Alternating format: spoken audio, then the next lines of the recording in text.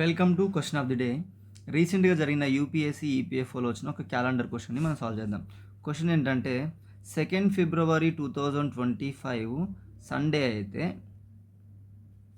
1 ఫిబ్రవరి 2024 ఏ day అవుతుంది అని అడుగుతున్నారు అనమాట. సో ఇప్పుడు మనం చిన్న లాజిక్ని మనం థింక్ చేద్దాం. సపోజ్ 2025లో మీ బర్త్డే మండే వస్తే కనుక 2026లో ట్యూస్డే అవుతుంది, 2027లో వెనస్డే అవుతుంది, 2028కి వచ్చేసరికి మీ బర్త్డే ఫిబ్రవరి కంటే ముందుంటే, ఫిబ్రవరిలో కానీ అంతకంటే ముందు కానీ ఉంటే థర్స్డేనే అవుతుంది.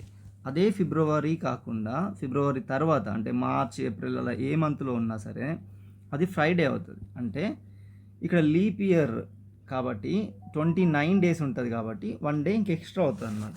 సో ఇప్పుడు ఇక్కడ మనం దీన్ని ఫ్రైడేకి కన్సిడర్ చేయాల్సి వస్తుంది. ఎప్పుడు ఆఫ్టర్ ఫిబ్రవరి అయితే ఇప్పుడు ఇక్కడ ఈ క్వశ్చన్లోకి వద్దాం.